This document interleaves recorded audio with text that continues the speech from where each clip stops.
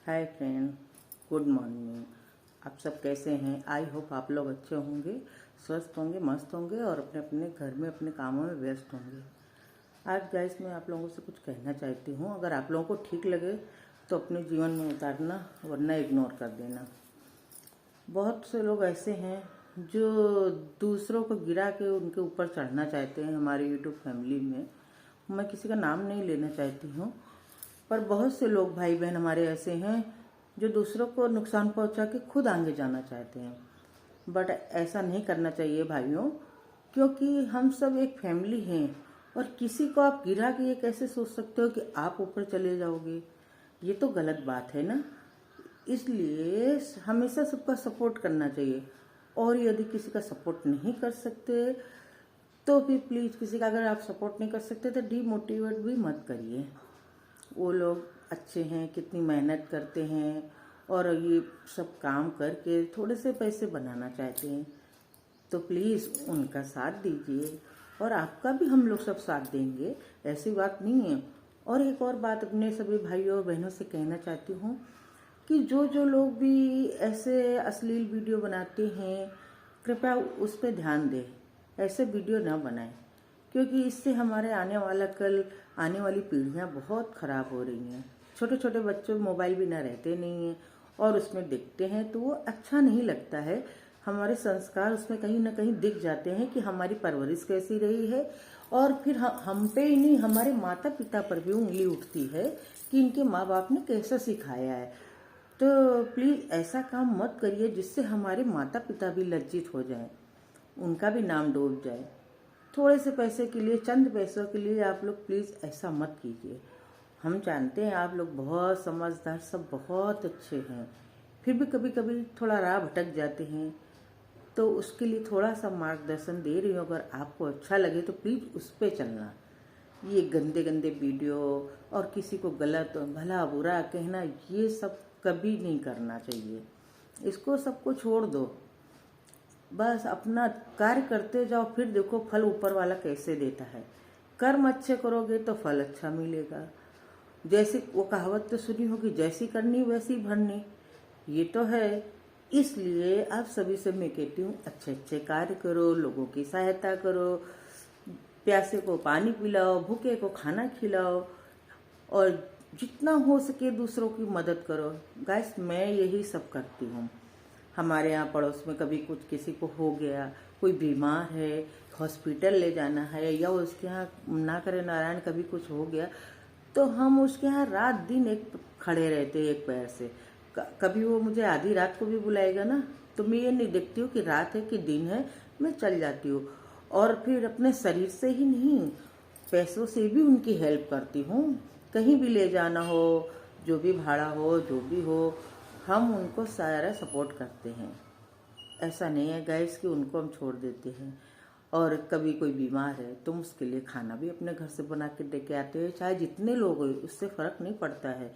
क्योंकि जो हमारे यहाँ कमी होगी वो अपने खाने से ही कमी होती है, किसी और को खिलाने से कोई कमी नहीं होती। दोस्तों हमेशा ये याद रखना, जितना तुम ये अन्नदान और ये सब दूसरों की सहायता करोगे, इससे बड़ा कोई दान नहीं है और इससे बड़ा कोई पुण्य का काम नहीं है कि आप जरूरतमंदों की सेवा कर रहे हैं। तो ऊपर वाला ऐसे ही आपको सब देगा। आपको एक बात बताते हैं, हमारे हस्बैंड की 40,000 तक सैलरी थी रिटायर हुए उसके पहले, तो हमारा 40,000 में भी गुजारा हो रहा था और कभी कभी कम भी पड़ जाते थे। ऐसी बात नहीं है, बच्चे पढ़ते हैं तो कम भी पड़ जाते हैं। पर जब वो रिटायर हो गए तो गाइस शुरुआत में पेंशन उनकी बहुत कम बनी, 10 साढ़े 10, इससे ज़्यादा नहीं बनी। अब हम लोग टेंशन में ये थे कि अभी तक तो हम लोग इतना अच्छा चला रहे थे, लोग अपने घर आते हैं। और हमारे यहाँ गाइस हमारा ऐसा था कि हमारे BSNL स्टाफ क्वार्टर में, हमारे हस्बैंड BSNL में काम करते थे, वहाँ पे 4 मंजिल का घर था, उसमें 8 फ्लैट थे। तो हम लोग सारा दिन एक दूसरे के साथ बैठते थे, बात करते थे। और ये वो उन्होंने काम अपना कर लिया, हस्बैंड 9 जॉब पे चले गए, वो आ गई मेरे पास बैठ गए, 2-3 लोग मिल के। फिर हम लोगों ने दोपहर में खाना भी साथ में खाया। हमारे यहाँ जो जहाँ बैठ जाता था वहीं खा लेता था, पी लेता था, चाय नाश्ता सब हो जाता था। तो फिर हमने सोचा ऐसा कैसे हम लोग मैनेज करेंगे इतने पैसे में। लेकिन यकीन नहीं मानोगे आप दोस्तों, हमने उसी 10,500 में भगवान ने ऐसी बरकत दी ना कि जैसा मेरा पहले चलता था कि कोई 2 कदम से ही क्यों ना आया उसको चाय देना, उसको कोल्ड ड्रिंक देना, ऐसा नहीं कि तो अभी ज़रा देर के लिए बाजू में से आए तो इनको क्यों देना। हमने सबका वैसे ही सेवा किया जैसे पहले करते थे। और मैं तो कहूँगी कि माता रानी लक्ष्मी की ऐसी कृपा रही कि कभी मुझे किसी के आगे आज की तारीख में मैंने 1 रुपए के लिए किसी के आगे हाथ नहीं फैलाया है। और जरूरत पड़ी तो मैंने किसी को ऐसा कर दिया है, लेकिन मैंने कभी ऐसा नहीं किया है कि मुझे कोई दे। और यही मैं आगे भगवान से प्रार्थना करती हूँ कि आगे भी अपनी अनुकंपा ऐसे ही बनाए रखना कि मुझे किसी के आगे ऐसे ना करना पड़े। हमेशा दाता बनाना, लेनदार कभी मत बनाना प्रभु, और चाहे कुछ भी मत देना, 1 पैसा भी ना दो, लेकिन मेरी गाड़ी जैसे अभी तक आपने चलाई है वैसे ही आगे भी ले जाना। भगवान हमेशा याद रखना, भूखे सुलाता है लेकिन भूखे उठाता है पर भूखे सुलाता कभी नहीं है। कहीं ना कहीं से आपके लिए खाने का बंदोबस्त हो ही जाता है। आप चाहे जितना भी सोचो कि नहीं है क्या करेंगे क्या नहीं करेंगे, लेकिन ऊपर वाला एक जरिया कहीं ना कहीं से बना ही देता है कि आप तक वो भोजन पहुंच जाता है। तो आप सोएंगे तो खाली पेट नहीं, भगवान पे इतना तो भरोसा है। और यदि आप लोगों को भी भरोसा है उस ऊपर वाले पे, तो अच्छे अच्छे कार्य करिए, गलत कार्य छोड़ दीजिए और सही मार्ग पे चलिए। अब देखो हमारे रामचंद्र भी अपने धाम पधार गए हैं और कितना अच्छा वातावरण हो रहा है। तो प्लीज़ सब लोग आप ये सोचिए कि अब 22 तारीख के बाद से हम लोग ये संकल्प लेते हैं कि आज के बाद हम लोग गलत राह पे नहीं चलेंगे, हम लोग अच्छी राह पे चलेंगे, जरूरतमंदों की सेवा करेंगे। ऐसा नहीं है कि आप उनकी हजारों से सेवा करो तभी उनकी सेवा होती, ऐसा नहीं है गाइस।